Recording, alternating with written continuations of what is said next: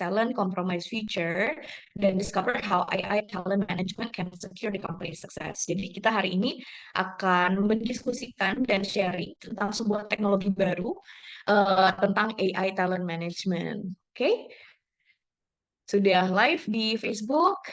Terima kasih. Jadi sesinya saya buka. Good morning, talented people. Perkenalkan, nama saya Pamela dari Edge Consulting. Senang sekali bisa bertemu dengan Bapak Ibu semua di acara Behind the Scenes pagi ini. Edge Consulting hadir untuk memberi solusi terbaik yang bisa mengembangkan individu untuk hasil organisasi yang terakselerasi. Jadi kalau bagi klien-klien kami sebagai partner yang bergandengan tangan memahami kondisi organisasi sesungguhnya untuk solusi yang dirancang khusus demi kebutuhan unik di tiap perusahaan. Sama halnya di sini, di sesi Behind the Suit, kami membahas topik-topik yang memang sedang in dan happening now untuk memahami berbagai perspektif dan juga memberi solusi terbaik. Karena acara ini super interaktif dan biasanya seru, jadi selama sesi berlangsung, jika Bapak Ibu ada yang mau tanya atau punya ide untuk didiskusikan, feel free untuk langsung ketik di kolom chat Zoom atau bisa di kolom komentar di Facebook. Dan di sini ada rekan saya Acel yang jadi host. Acel, kalau misalkan ada komen-komen di Facebook, please let me know, oke? Okay? Oke. Jadi pada kesempatan kali ini kita akan ngobrol tentang sesuatu yang mungkin udah sering banget kita dengar, tapi masih jadi tantangan besar buat banyak perusahaan, yaitu mengenai talenta. Dan tema kita hari ini adalah compromise talent, compromise future. Kita kompromikan talenta dan mengkompromikan masa depan kita. Yang mana nih yang perlu kita kompromikan gitu ya. Dan mungkin hari ini kita akan discover bagaimana AI talent management bisa membantu untuk mensecurekan company success. But before that, actually, let me first introduce myself a little bit. Nama saya Putri Pamela. Saya saat ini sebagai Business Unit Director untuk talent DNA dan Assessments. Dan join the ESQ atau e-consulting sekitar 2 tahun setengah yang lalu. Dan sebelumnya lebih dari 10 tahun memang berkarirnya di dunia assessments, recruitment, selection, and really putting the right people in the right place di US, Singapore, dan all over APAC.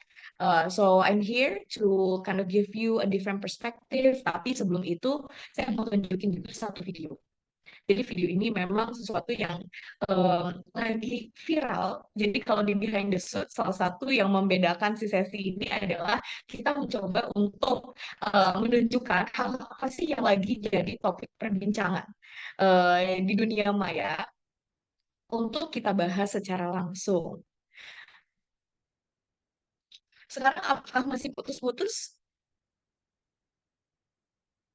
atau udah mendingan? Oke, Boleh sudah lebih baik, Mbak. lebih baik ya. Oke, thank you.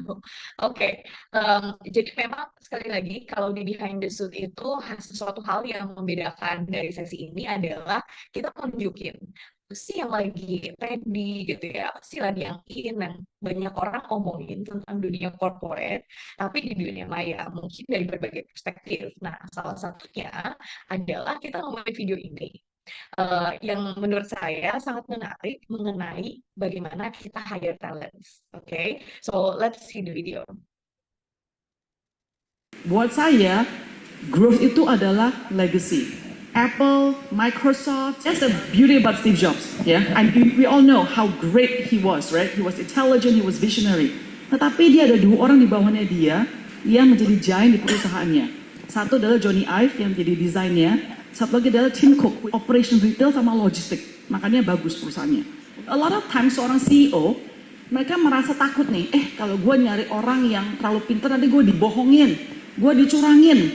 Atau ada orang mikir gini, aduh gajinya terlalu tinggi, udah deh gue nyari yang paling murah, yang I don't care, di quality yang murah aja, sesuai dengan budget gue. Remember, when you are doing that, you are building a company of dwarfs. Steve Jobs built a company of giants, not a company of dwarfs. Okay, so that's quite interesting. Jadi kalau dikatakan di video ini, salah satu kunci kesuksesannya Steve Jobs Katanya adalah karena ada dua tangan di bawahnya yang dapat membangun perusahaan yang bukan berisikan dwarf atau kurcaci gitu ya, tapi memiliki giant company yang juga memiliki growth and legacy. So the way he hires is that he's not just gonna compromise people who are apa ya, irrelevant or maybe just subpar. Tapi memang dia rela untuk mempekerjakan para giant-giant, para expert yang memang dengan harapan company-nya pun menjadi giant and really lead with growth and legacy. Dan itu kekuatan dari tim dengan talent yang tepat. Tapi mungkin banyak dari kita sering merasa terjebak juga ya. Nah, kita berpikir, apa sih yang terjadi kalau kita berkompromi dalam memilih talenta? Misalkan kita terlalu fokus dalam mengisi posisi dengan cepat, tanpa betul-betul memperhatikan apakah orang tersebut betul-betul cocok dengan pekerjaan. Apalagi ngomongin tentang apakah orang ini benar-benar cocok dengan budaya perusahaan gitu ya. And that's what usually happen. Yang sering terjadi adalah ketika kita berkompromi dalam proses rekrutmen, kita bukan hanya berkompromi pada talentanya, kita berkompromi pada masa depan perusahaan. Dan talenta yang salah bisa membawa tantangan, menurunkan produktivitas, bahkan mengganggu tim yang sudah ada. Jadi akibatnya kita nggak hanya kehilangan waktu dan uang, tapi juga kesempatan untuk betul-betul tumbuh dan berkembang. Nah, Buat saya, seperti yang tadi kita bicarakan gitu ya, this is really what's really happening in the world. Ini sesuatu yang memang menjadi problematika besar gitu ya, yang mungkin bisa jadi inilah yang mendorong kenapa sih adanya talent war. Karena banyak yang merasa bahwa nyari talent itu mahal. Bukan hanya mahal, tapi juga time consuming, sangat memakan waktu gitu, sangat lama. Jadi mungkin ya, ini akan sangat relate untuk Bapak Ibu yang seringkali merasa, saya pribadi juga merasakan gitu ya, saya pernah di fase, apalagi di awal-awal leadership saya gitu ya, kok kayaknya saya selalu merasa lelah. Sebagai leader, kayaknya harusnya job saya adalah on a strategic level. Saya harusnya memonitor gitu ya, mensupervisi, dan memang mengarrange, mengorganisir secara strategik. Tapi seringkali, kenapa saya sering terjebak malahan memastikan pekerjaan itu selesai ke level paling bawah. Dan sering banget saya merasa kayak, kok kayaknya saya nggak punya tim yang capable ya. Dimana akhirnya seringkali kita jadi sering merasa lelah gitu. Dan sekali lagi, jadi kurang bergerak di ranah yang lebih strategik. Nah, akhirnya mungkin di dalam momen itu, kalau saya pribadi waktu itu ya, saya capek gitu ya, kok kayak ngerasa timnya nggak capable, sehingga saya capek sendiri, dan kayaknya perusahaan jadi bergeraknya sangat lambat. Organisasi jadi bergeraknya lambat karena menunggu keputusan strategis, namun saya disibukkan oleh hal-hal yang sangat mikro gitu ya. Nah, akhirnya kalau saya dulu akhirnya oke deh, saya mau hire nih. Saya memutuskan untuk hire orang di luar sana gitu ya. Dan ternyata proses hiring itu memakan banyak waktu dan biaya yang dikeluarkan pun sangat mahal. Jadi kalau misalkan kita lihat datanya, memang the current process saat ini, proses dalam mengidentifikasi talent dan sampai menemukannya itu memakan waktu 8 sampai 26 minggu. And the business cannot wait 8 sampai 26 minggu gitu. Dan harganya itu sebetulnya kalau secara global dihitung rata-ratanya adalah untuk kita mendapatkan si satu karyawan terbaik itu cost-nya hingga $23.000. And that's quite outrageous gitu ya. Dan akhirnya karena kita stuck di dalam proses yang panjang, kemudian biaya yang sangat mahal, akhirnya ujung-ujungnya apa yang kita pikirkan? Ya udah deh, siapa aja yang penting ada yang ngerjain. Karena nggak kepegang gitu sama kita gitu ya. Yang akhirnya kita merasa ya udah kita kembali lagi ke dalam siklus itu gitu, ke dalam siklus yang capek lagi karena ternyata kita asal hire, yang dimana kalau kita asal hire ya kita nggak bisa expect hasil yang juga nggak asal-asalan gitu ya. Dan mungkin ada momen di saat ya udah deh, gue naikin nih speknya gitu ya. Saya naikin nih ininya, salary-nya supaya saya bisa meng-attract mungkin orang-orang yang memang sudah ready to work. Orang-orang yang memang sudah jadi expert profesional yang siap kerja. CV-nya bagus, kemudian pengalamannya bagus, ternyata ketika kita hire, itu tidak sebagus CV dan pengalaman. Karena mungkin bisa jadi gitu ya, dia expert, tapi ternyata ketika dia harus berinteraksi dengan orang-orang lain di sekitar, di organisasi kita, dengan budaya yang udah terset gitu ya dia nggak cocok dengan budaya itu. Yang terjadi adalah ya dia jadi public enemy dan nggak ada yang mau kolaborasi sama dia. I don't know if you have experienced that, but for us it's like that happens so many times. Jadi dua hal gitu ya, untuk nemuin orang yang fit sama kerjaannya aja udah susah. Kemudian yang kedua, untuk nemuin orang yang kemudian cocok sama budaya kita itu tambah susah lagi gitu ya. Dan I think this is a classic case. Ini masalah klasik yang sering banget dihadapin oleh banyak perusahaan secara global. Jadi kalau mohon izin bukan untuk mengajar ikan hiu berenang, tapi ini adalah sebuah keluhan yang seringkali saya temui gitu ya ketika kita um, mengcoaching para eksekutif, CEOs, in all around the world. And for me personally, ini pun yang dirasakan gitu ketika maupun saya ketika di US, di Singapura, and then now back in Indonesia, everybody keep saying the same thing. Dan proses yang lama dan mahal ini akhirnya mencegah para leaders untuk mengambil quick business decision, keputusan bisnis yang cepat. Dan juga karena sekarang ya dunia bisnis sangat unpredicted dan juga sangat cepat berjalannya. Dan disinilah akhirnya resiko untuk kita salah menempatkan itu menjadi lebih besar gitu ya, terhadap job fit dan juga culture fit. Dan apa sih dampaknya yang terjadi? Dampaknya adalah ya employee engagement, si karyawan juga nggak happy sama apa yang dia lakukan gitu ya, sehingga employee engagement-nya drop.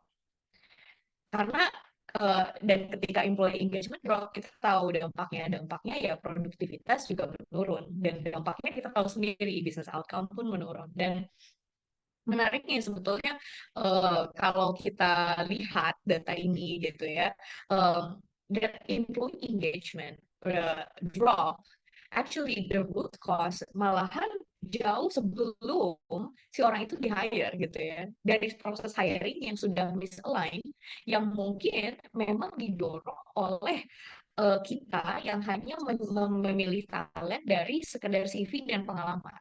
Dan nyatanya realitanya kalau kita lihat di data nih, hanya tahun kemarin aja, ada 87% mahasiswa merasa bahwa mereka salah jurusan. So I think it goes back even way back. Jadi dari awal, sejak gimana sistem pendidikan kita gitu ya, atau mungkin kayak anak-anak yang memang banyak yang salah jurusan, kemudian juga menuntun kita yang mungkin hanya pemilihan yang berdasarkan CV dan juga pengalaman pendidikan, ya yang dimana itu akan membawa unhappiness. Not only unhappiness because of our organization, tapi mungkin unhappiness itu adalah yang mereka bawa dari awal karena mereka pun sudah salah pendidikan.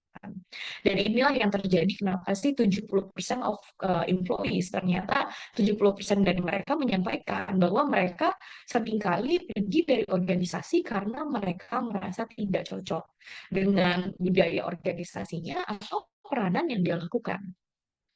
So I think this statement kayak quote ini tuh sangat spot on ya untuk menjelaskan apa sih yang akan kita sharing hari ini gitu ya, yang kita akan pelajari bersama-sama adalah the right talent cannot shine in the wrong role.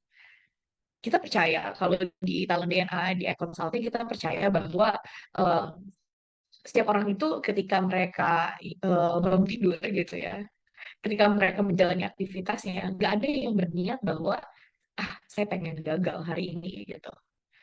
Saya pengen jadi low performing employees deh gitu ya. Dan nyatanya sebetulnya ketika ditanya gitu setiap karyawan, do you want to be successful? Everybody want to be successful. kita semua pengen sukses gitu. Gak ada yang bangun tidur tiba-tiba, oh saya pengen gagal. Yang ternyata sebetulnya yang menjadi PR adalah mungkin bukan atas merekanya yang memang belum capable, itu bisa jadi, tapi juga ada komponen di saat kita yang belum menempatkan mereka di tempat yang tepat sehingga dia tidak bisa bersinar. Karena talent yang bagus mungkin tidak akan membawa performa yang baik ketika itu tidak ditempatkan di tempat yang tepat.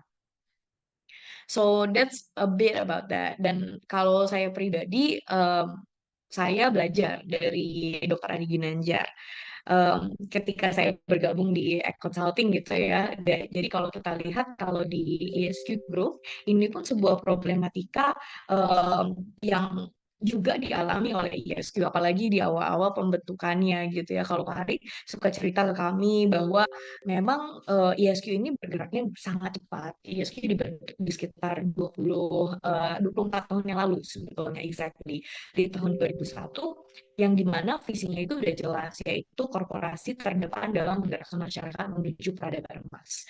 Nah, eh, dengan visi yang kuat dan juga pergerakan yang cepat, ternyata itu pun dialami gitu ya, that hiring, that selection itu dialami oleh Pak Ari, yang dimana pada saat itu ISQ itu perusahaannya sangat gede sekali, sangat besar gitu ya, yang sampai tidak terkontrol gitu. Dan perusahaan pun bertumbuh pesat, proses pencarian talent juga tidak bisa menunggu.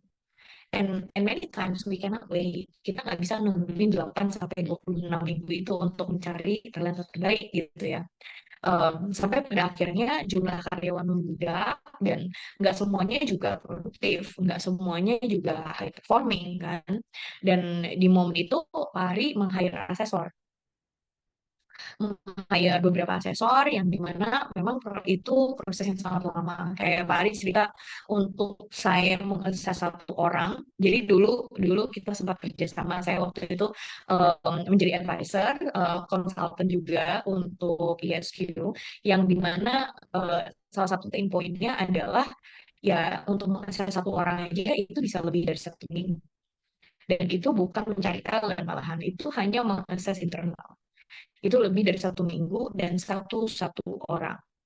Dan itu proses yang sangat mahal karena harus di cross validate. Mungkin Bapak Ibu tahu ya, prosesnya sudah tahu. Jadi kalau di sini pain point-nya Pak Ari pada saat itu pun sama. Yang pada akhirnya kita ketemu dan kita evaluasi kembali. Kita evaluasi kembali penempatan masing-masing, kesesuaiannya masing-masing, dan akhirnya Pak Ari bisa cut beberapa yang memang belum pas, and that's okay gitu ya. Dan hingga kini sekarang ESQ Corp punya 17 perusahaan, 17 business unit di dalamnya, dan itu hanya dihandle oleh 200-an karyawan. And it's very great number. Kalau misalkan Bapak Ibu tahu gitu kan ya, I think 200 untuk menghandle semua 17 business unit is quite a great number. And that's already including all the outsource, freelance, and all those stuff. Dan ini juga banyak, sebetulnya baru aja ngobrol gitu ya dengan salah satu CEO di salah satu startup juga, masih muda dan sempat cerita-cerita juga ya, mereka baru hadir sekitar 5 tahun sebetulnya, banyak funding dari luar negeri dan sebagainya macamnya. Dan kita aku sempat tanya gitu ya, oh what's the size of your company right now? Just this one company. Terus kata dia adalah, gila mbak, kayak gue nggak nyadar ternyata tiba-tiba karyawan gue tiba-tiba dari 350 katanya. And I feel that it's just the cost, and not everyone is productive. Dan 350 itu akhirnya kita pakan dan sekarang cuma 40. And it doesn't compromise for performance because we really chose the best of the crops. Karena kita pilih betul-betul yang terbaik dari yang terbaik gitu. Yang C40 ini yang malahan bisa menggantikan 350 itu, seperti itu. Dan ini kembali ke cerita tadi di awal di video ya. Dan ini saya ini jalan kalau Bapak Ibu ada pertanyaan atau mau share sesuatu apa sih yang terjadi di organisasi masing-masing, please feel free. Oke. Ini sebetulnya sesi buat kita berdialog dan ngobrol-ngobrol. Jadi kalau misalkan ada yang mau share juga kayak gimana sih di organisasi masing-masing, please feel free masukin ke kolom chat dan kita bisa obrolin juga gitu ya. Apa sih yang terjadi, berapa size company-nya dan segala macam. Tapi sebelum itu boleh nggak saya minta Bapak Ibu untuk taruh aja jumlah karyawan di masing-masing organisasi di chat. Can I do that? Masing-masing dari Bapak Ibu itu sekarang jumlah karyawannya berapa sih gitu. Dan mungkin bisa kasih aku rating 1 sampai 10 seberapa efektif.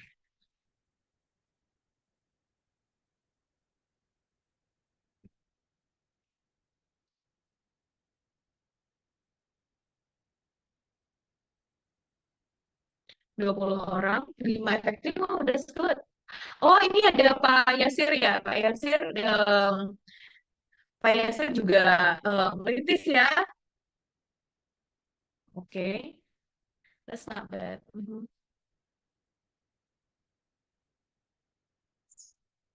Anyone else? Yang lainnya gimana yang lainnya? Tadi ada pasukan dari kementerian ya. Itu beda beda ranah tuh dari Kementerian Keuangan. Itu udah wow, udah besar sekali.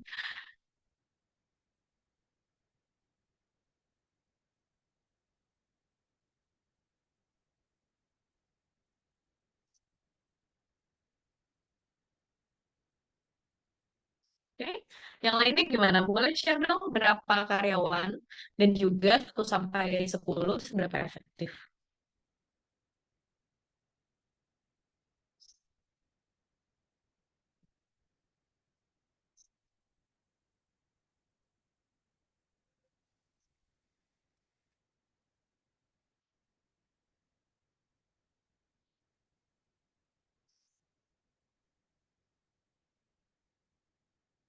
Oke, sambil mungkin yang lain kalau masih malu-malu buat share atau nanti aja share-nya Japri boleh.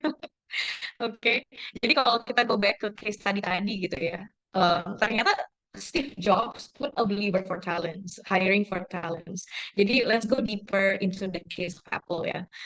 Ini case tadinya Apple yang dimana aku mau cerita sedikit. Jadi dulu itu di tahun 1985 atau kurang dari 9 tahun setelah Steve Jobs mendirikan Apple, Steve Jobs pernah dipecat dari perusahaannya sendiri.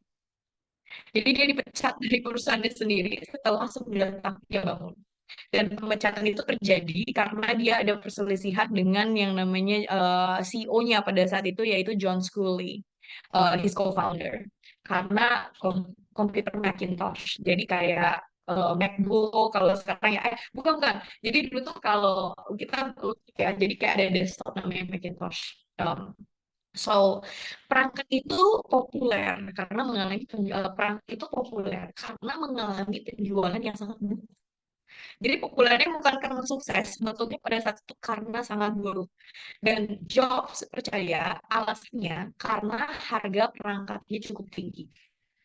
Dan pada saat itu dia berargumen lah sama CEO-nya bahwa dia memperjuangkan ini harusnya dimurahin gitu ya karena visinya dia pada saat itu adalah dia ingin Apple itu accessible untuk semua kalangan for everyone gitu ya ini jadi daily necessity dan karena perdebatan itu akhirnya dia dipecat dari organisasinya karena tidak align dengan apa sih visi bisnis pada saat itu dan turns out his prediction was right. Dan pada saat itu sebetulnya prediksinya Steve Jobs dia sampai marah-marah karena harganya mahal itu benar gitu ya karena ternyata di akhir tahun 90-an Apple tuh hampir hampir bangkrut. Dia hampir runtuh dan Steve Jobs yang telah dipecat kembali lagi ke Apple dan jadi CEO-nya saat si Apple ini berada di ambang kebangkrutan. Nah, dia tidak mampu bersaing pada saat itu dengan IBM dan Microsoft. Jadi produk mereka nggak laku dan juga identitas perusahaan juga mulai memudar. Jadi akhirnya Steve Jobs came back, dia kembali lagi di tahun 97 Dan menariknya pada saat itu dia nggak datang sendirian dan dia nggak mau datang sendirian. Dia salah satu syarat kenapa akhirnya dia mau lagi balik lagi dan juga jadi CEO karena sebetulnya pada saat itu dia udah punya company sendiri namanya kalau nggak salah Next Next Next Art atau apa gitu ya dia udah bikin startup lagi gitu dan pada saat itu yang dia perjuangkan adalah oke deh saya balik lagi ke Apple tapi saya mau bawa tim saya jadi pada saat itu dia bawa visi barunya dan yang paling penting talentanya yang bantu dia untuk wujudin visinya. And like you heard before, si talent itu siapa? John Ive dan juga Tim Cook yang jadi CEO-nya sekarang. Jadi pada saat itu visinya Jobs adalah I want to make the best product on earth and to leave the world better than we found it. And what he did was that he feels that that vision cannot be accomplished. Itu nggak akan jadi kalau dia nggak ada talent-talent ini gitu ya yang ikut bareng dia. Dan salah satu tangan kanan Steve Jobs adalah Tim Cook yang akhirnya berhasil merampingkan operasi perusahaan dan membuat Apple jadi lebih efisien karena memang jagonya si Tim Cook itu adalah tentang operasional. Oke. Di sisi lain ada John Ive yang di mana jagonya dia adalah all about design. So if you see like Apple's design is very sleek, very elegant, right? Very minimalistic. So he is the design thinker actually. Jadi dulu itu produk-produknya kayak iPod, iPhone dan juga MacBook. That's his creation. Dan mereka berdua tidak hanya menjalankan visinya si Steve Jobs, tapi mereka juga berkontribusi dalam membentuk inovasi yang mengubah industri teknologi. Dan hasilnya kita tahu sekarang bahwa Apple bertransformasi dari perusahaan yang hampir bangkrut menjadi raksasa di teknologi gitu ya. Dan itu hanya di dalam beberapa tahun. Jadi harga sahamnya Apple melonjak dan akhirnya produk mereka pun memimpin pasar dengan standar desain dan fungsionalitas yang belum pernah ada sebelumnya. Jadi semua itu terjadi karena sebetulnya the key in what he did was that he placed the right people in the right place. Dia menempatkan orang yang tepat di posisi yang tepat. Talenta yang tidak hanya sesuai dengan pekerjaannya, tetapi juga dengan budaya inovasi yang menjadi jiwa Apple. Seperti itu. So interesting, right? Jadi yang malahan yang dia perjuangkan adalah si talenta-talentanya gitu. And this is actually tadi ya kisah ceritanya Pak Ari untuk membentuk ISQ dan bagaimana kayak ISQ bisa sebesar ini gitu ya dengan tim yang cukup kurus kemudian juga dengan ceritanya Steve Jobs it really inspired us jadi menginspirasi kita untuk membentuk yang namanya AI talent management so this is a new revolution bagaimana talent management sekarang bisa menjadi sesuatu yang real time akurat tapi juga tanpa batas. Dan ini terinspirasi tadi karena banyak yang merasa bahwa proses mencari talent itu sesuatu yang sangat lama dan juga mahal. And that's why we want to create something that is so affordable for everyone, tapi juga bisa mendapatkan hasil yang real time dan kita tidak batasi karena we know that talent is very crucial for you. Jadi kalau di framework yang kita punya framework namanya GIFT formula. Formulanya itu adalah sebuah hadiah gitu ya. The GIFT formula is actually an acronym. Akronimnya dari growth equals investment and you add it to your fit and it combines with talent DNA. What does it mean? Jadi kita percaya bahwa tadi kan kita ngomongin di video awal itu I think is very spot on. What company is looking for, yang perusahaan itu selalu cari adalah growth and legacy. And that's also exactly what Steve Jobs did. What he was aiming for is growth and legacy. That he wants to be the best, and the legacy is that this is reached by everyone in the world. Okay? Dan growth itu ternyata kalau kita pelajari dari case-case yang kita sudah lihat sendiri dan alami sendiri adalah pertumbuhan itu hanya terjadi ketika kita berinvestasi atau berinvestasi lah ya, berinvestasi waktu, pengembangan, dan segala macamnya ketika kita berinvestasi ada orang-orang yang sesuai dan pas. Sesuai berdasarkan fit-nya dan pas talentanya.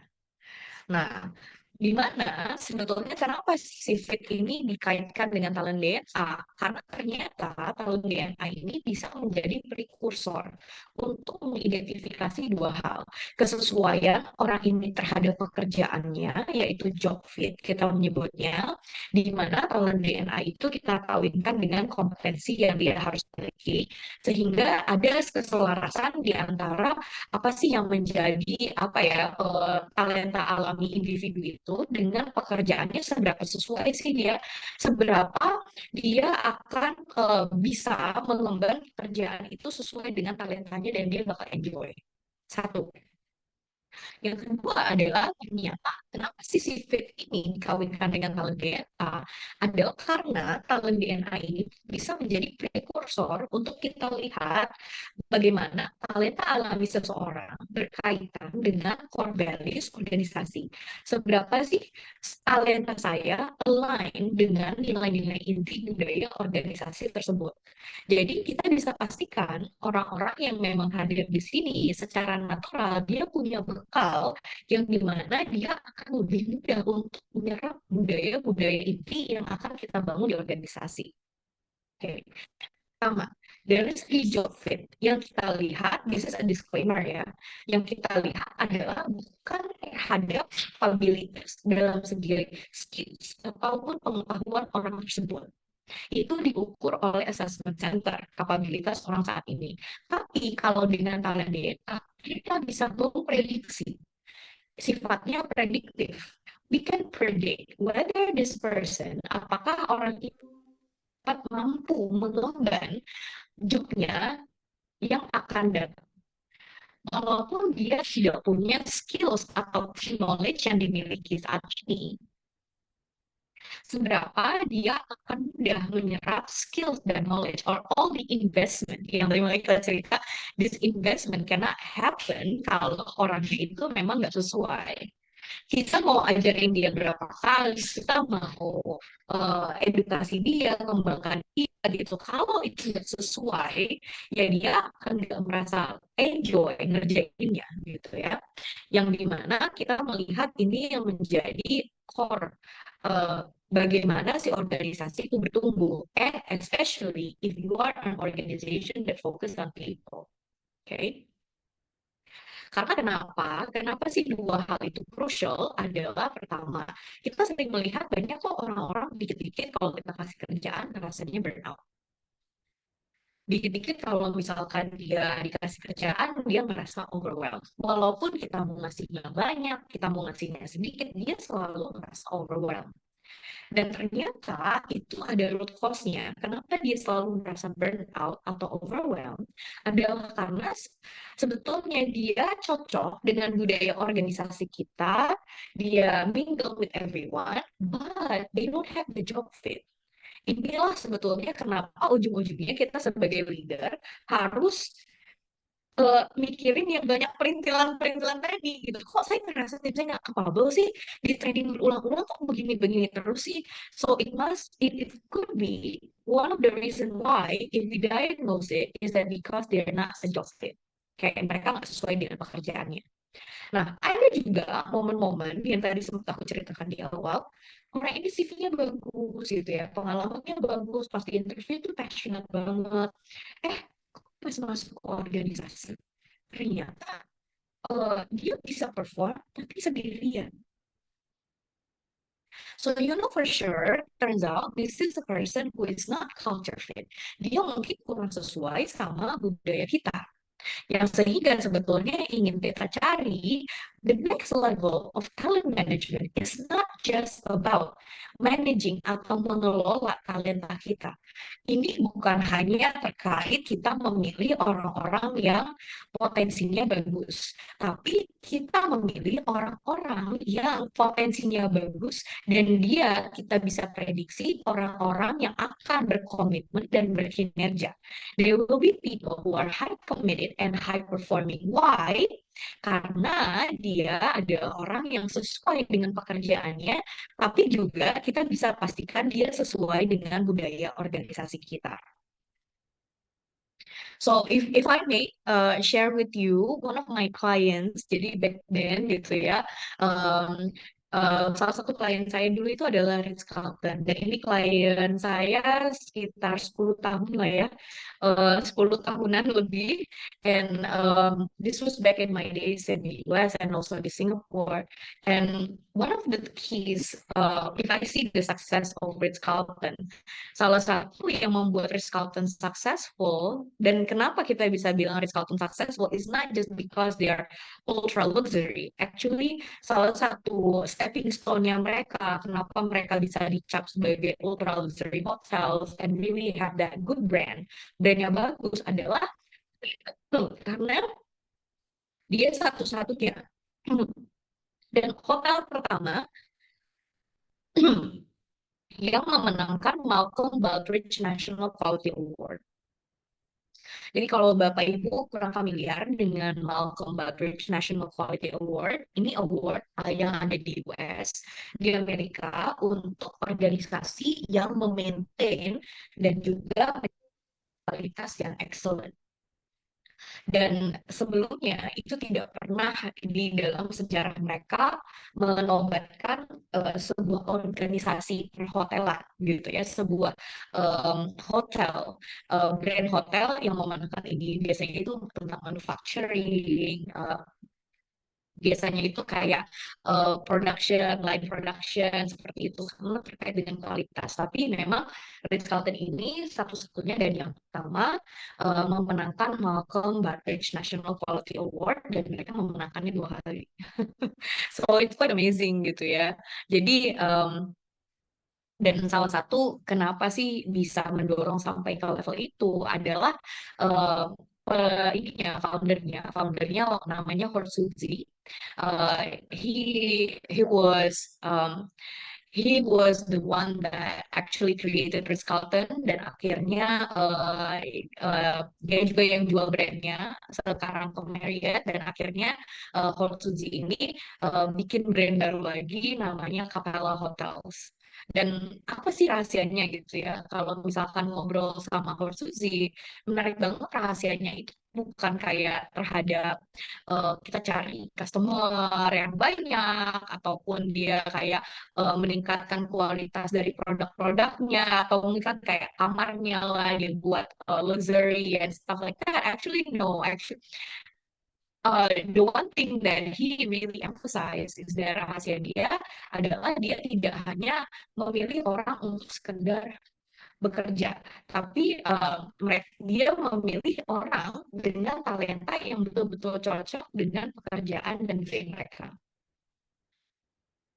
Jadi kalau di sini Horsuzi tidak hanya mencari orang lain yang bisa melakukan tugas dengan baik, tapi dia juga mencari talenta yang sejalan dengan nilai-nilai perusahaan dan memahami pentingnya pelayanan. So for him, because he is hotel, right? Karena Ritz Carlton itu hotel, jadi yang digaungkan adalah we wanna put forward service excellence. And he believed that, and he learned from us adalah ternyata service excellence itu juga bukan komponennya hanya semata-mata kita trainingkan orang tiba-tiba jadi service oriented. That would never happen. Dia mencari orang-orang yang memang betul-betul akan tersenyum tanpa dimonitor, orang-orang yang akan melihat kebutuhan guest, tamu-tamunya tanpa dimonitor dan diminta, dan yang mendorong that natural talents to serve, that natural talents to be positive, that natural talents to smile. Hal itulah yang sebetulnya jauh lebih mendorong dibandingkan bagaimana kita mengedukasi orang-orangnya. Dan edukasi itu jadi lebih ringan karena mereka secara natural punya talenta-talenta yang memang mendorong mereka ke arah sana. So this is very important for them. Dan mereka juga mencari orang-orang yang memang bukan sekedar kerja untuk dapetin gaji gitu, tapi untuk mewujudkan mimpi kolektifnya mereka. Jadi kalau misalkan Bapak Ibu masih udah familiar ya sama motonya um, Ritz-Carlton, yaitu we are ladies and gentlemen, serving ladies and gentlemen. So for them is that if you see yourself as a lady, if you see yourself as a gentleman, then you would treat other people like a lady and a gentleman. Jadi itulah dignity yang memang mereka tanamkan gitu ya dari si budaya organisasinya. I remember like back then I had a session, kayak aku ada sesi gitu ya sama beberapa orang dari Skelton, and I didn't know this guy, saya nggak tahu gitu ya ini siapa, and then there was one thing that I asked randomly to people, kayak kita random kadang-kadang tuh untuk ngecek gitu ya, kita tanya orang kayak, what do you get paid to do? Kamu tuh sebetulnya di sini dibayar untuk apa sih gitu? Dan ada salah satu orang ini yang membuat saya tercengang. Jawaban dia adalah, um, saya pengen nih ya Bapak Ibu tebak kira-kira dia itu kerjanya apa gitu ya. Ketika dia ditanya, kamu di sini itu kerjanya apa ya? What do you get paid to do?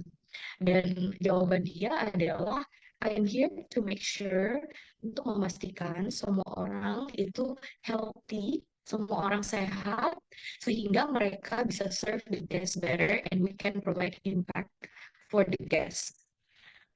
Dan kira-kira menurut Bapak Ibu, kerjaannya orang ini apa di hotel itu? Ada yang mau jawab?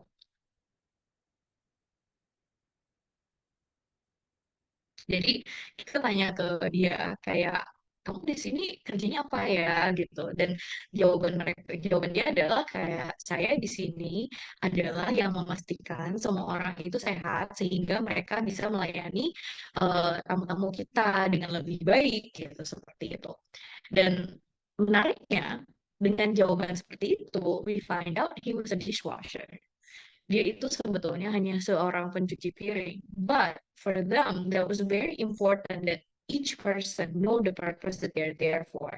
Tapi itu digali dari sebelum orang itu masuk ke Ritz-Carlton. Sehingga apa yang menjadi purpose-nya Ritz-Carlton itu sudah lebih mudah untuk ditanamkan karena align dengan purpose atau values-nya si individu dari awal dia bekerja. Salah satu juga yang sedikit menarik yang kita lakukan gitu ya waktu di Ritz-Carlton adalah kita melakukan sebuah studi juga gitu ya, yang makanya kita dengan percaya diri nih bisa bawa ini sekarang ke Indonesia, adalah kita selalu melakukan studi orang-orang yang melakukan segala hal dengan terbaik gitu ya. Apa sih hal-hal baik yang orang ini lakukan? Dan menariknya salah satu posisi yang memang kita sangat banyak untuk rekrut all the time kalau dulu di Ritz adalah housekeeping. Tapi kita nggak mau asal hire housekeeper cuma karena dia ibu-ibu dan mau kerja gitu ya, kita nggak mau seperti itu. And that's one of the things that I learned from Hortuzi, adalah kita nggak pernah akan asal hire even though it takes a long time. Dan salah satunya adalah sebelum kita hire, kita research dulu. Sebetulnya orang-orang terbaik, orang-orang housekeeping terbaik di Ritz-Carlton itu, yang biasanya sih beres-beres kamarnya kayak gimana sih?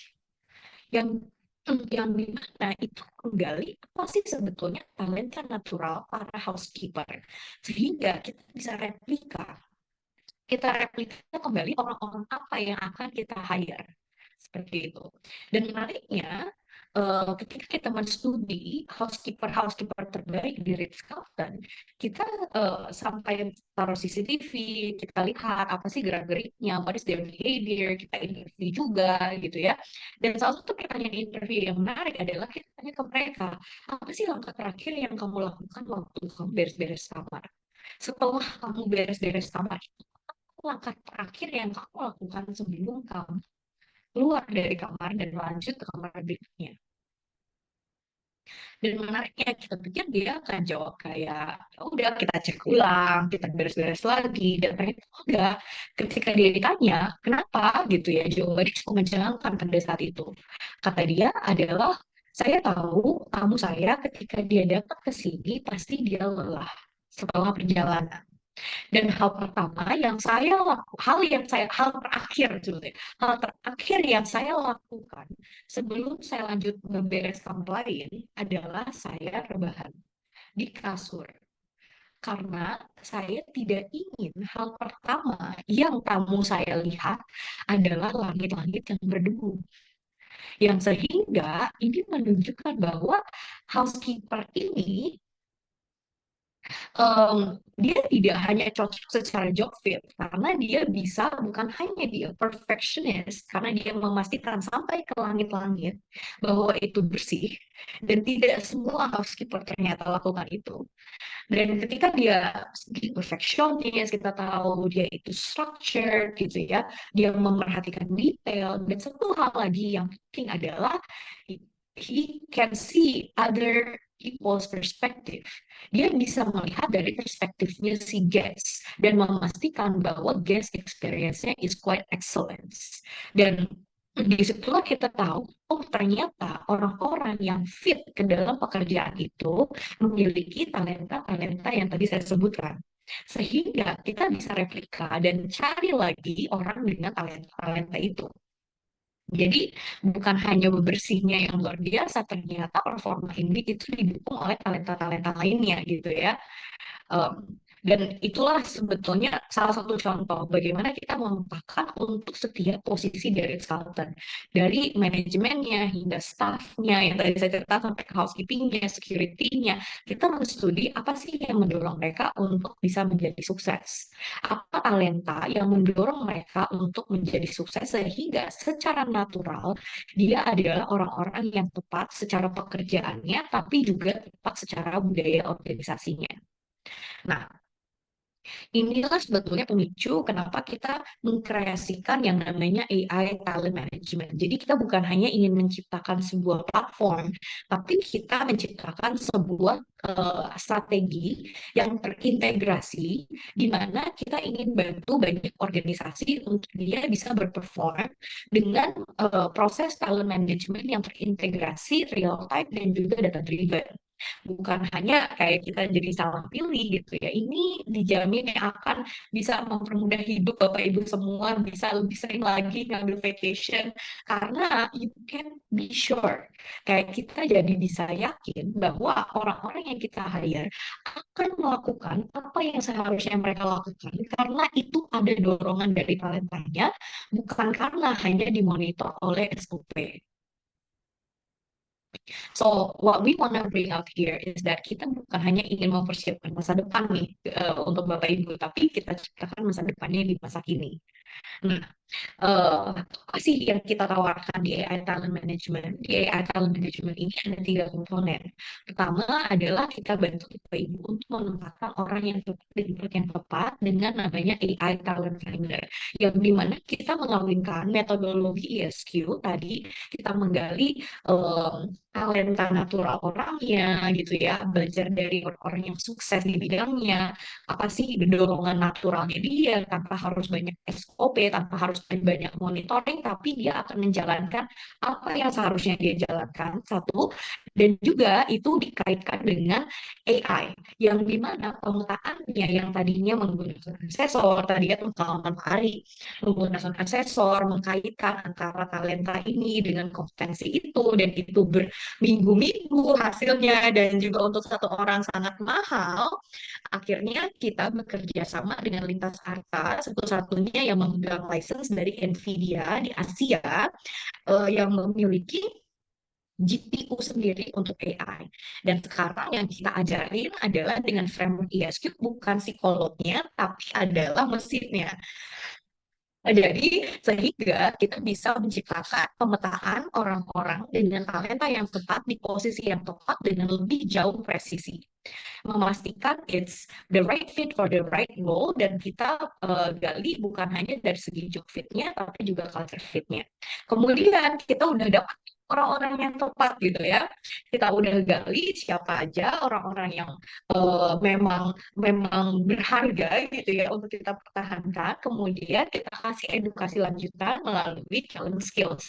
Jadi Talent Skills ini adalah digital learning platform yang kemudian that continuous learning kita pastikan si individu betul-betul bertumbuh dan berkembang melalui personalized coaching dan mentoring melalui talent coach. Jadi ini sekilas saja tentang solusi kami. Kembali lagi, si AI Talent Finder ini adalah digital talent placement yang di-empower oleh AI, yang dimana bisa menggali bakat natural orang tersebut dengan menggunakan talent DNA Live Tools. Mungkin Bapak Ibu di sini udah punya talent DNA Live Tools juga, dan udah pernah merasakan akurasinya sampai 97,9%.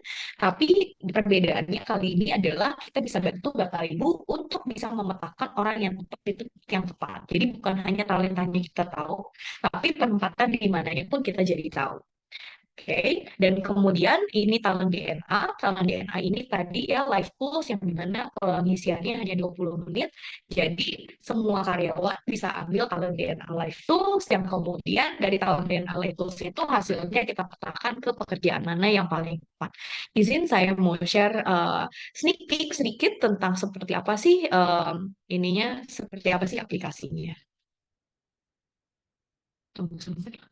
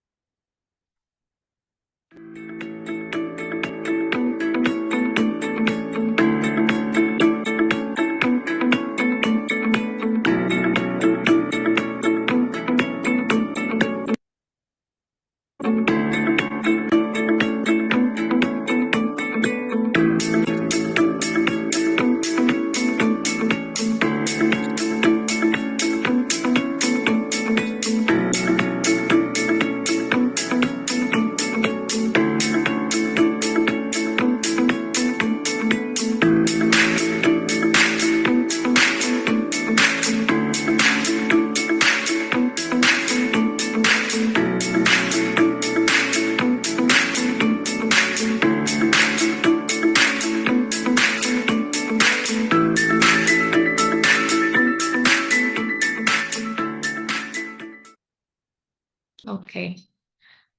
So that's a little bit dari ini ya aplikasinya sendiri, namanya AI Talent Finder by Talent DNA. Dan kemudian nanti juga Bapak Ibu bisa mendapatkan talent skills, yaitu ini adalah digital learning platform yang dimana kita buka aksesnya ke seluruh karyawan, dimana mereka bisa mempelajari tentang soft skills dan juga hard skills. Dan terakhir adalah setelah mereka belajar melalui digital space, mereka pun akan diberikan coaching dan mentoring secara personal, yang dimana oleh 3.000 plus coaches dan mentors gitu ya, yang sudah kita persiapkan nanti dikoneksikan dengan masing-masing coach dan mentor. Dan mohon izin, saya mau share sedikit gitu ya. So, one of my experience helping Microsoft. Jadi salah satu yang menjadi kunci di Microsoft pun ketika dalam kepemimpinan Satya Nadella, saya ada kesempatan untuk membantu yang dimana kalau Bapak Ibu tahu dulu itu Microsoft, if you don't know, Microsoft itu dulu ada namanya Microsoft Store, kayak Apple Store. Yang dimana Microsoft Store ini sama sekali tidak sukses seperti Apple Store. They cannot compete. Mereka nggak bisa berkompetisi dengan Apple Store karena ya dari segi desain dan all the experiences, they couldn't compete. Dan akhirnya mereka udah punya tadinya 85 toko dan itu semua ditutup. And one of the things that we help them with is that we transform. Kita mentransformasikan bagaimana si Microsoft Store ini jadi experience store. And you know how we did that? Is that we did that not by changing the layout. Kita nggak ganti layoutnya, ganti bangunannya gitu ya, atau dijadikan apa, bukan.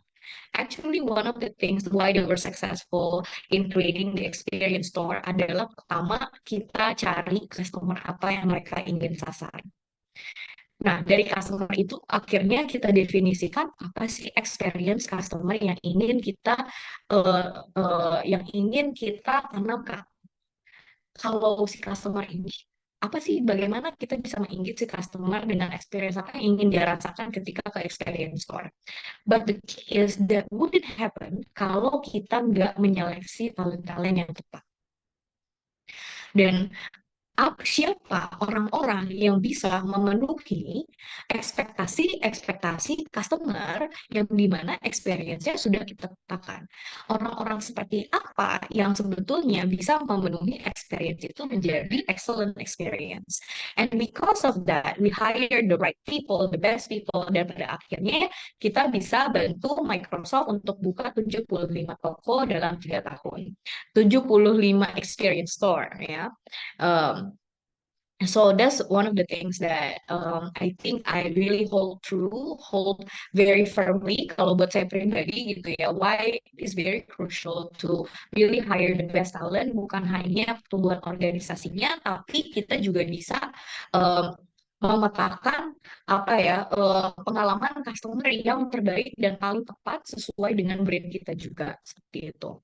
Dan itu bisa kita dapatkan sekarang dengan harga yang affordable. Kita punya sistem berlangganan yang dimana it starts from 3 juta per bulan. Bapak Ibu bisa memetakan orang-orang di organisasi dengan pekerjaan yang paling tepat dan juga bisa menggali bagaimana bisa mendevelop masing-masing individu sesuai dengan talentanya. Dan yang digali bukan hanya kesesuaian terhadap pekerjaannya, tapi juga kesesuaian terhadap budaya atau nilai-nilai inti di organisasi. Jadi kita sengaja untuk membuat harga ini se-affordable mungkin, so people seperti kayak Pak Yasir gitu ya, yang mungkin masih punya UMKM, dianggapnya karena jumlah karyawan masih sedikit, itu masih bisa affordable for everyone. Yang dimana ini sudah berikut talent DNA assessment untuk seluruh karyawan dan kandidatnya, dan kemudian nanti ada beberapa orang di dalam organisasi yang akan kita ajarkan menjadi para expert talent DNA sehingga orang-orang di internal bisa memberikan konsultasi kepada karyawannya langsung.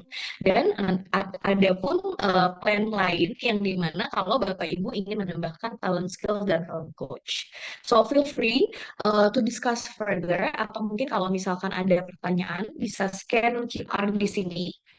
Dan kalau ada pertanyaan kita open for discussion dan bisa langsung tulis di kolom chat seperti itu.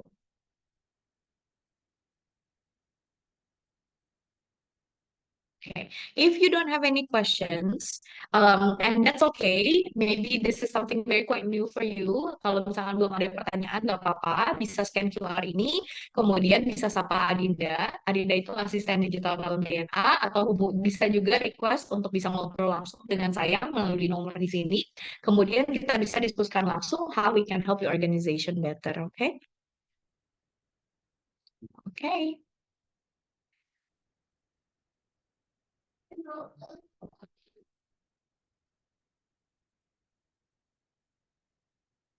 Okay, so just to end for the day, talented people, jangan biarkan perusahaan kalian terhambat karena talent yang kurang tepat. Dengan AI Talent Management, kita bisa memilih, mengembangkan, dan juga menumbuhkan talenta yang akan bawa perusahaan kita ke masa depan yang lebih cerah. Saatnya berhenti berkompromi dan mulai bergerak ke arah yang lebih baik. Thank you so much, talented people, atas partisipasinya dan juga sharingnya hari ini. Semoga sesi kali ini dapat membawa impact yang baik bagi organisasi Anda, dan sampai bertemu di sesi Behind the Suit minggu depan. See you, talented people. And remember, I think I just want to put Paris quote here, adalah put the right people in the right place and give them a purpose, and that's the key to our success. So we just want to share, kita sukses dengan ini, dan kita sekarang mau bagi-bagi ke semuanya, gimana semua juga bisa sukses Pak Ari dan para CEO lainnya yang udah kita share. Thank you, terima kasih.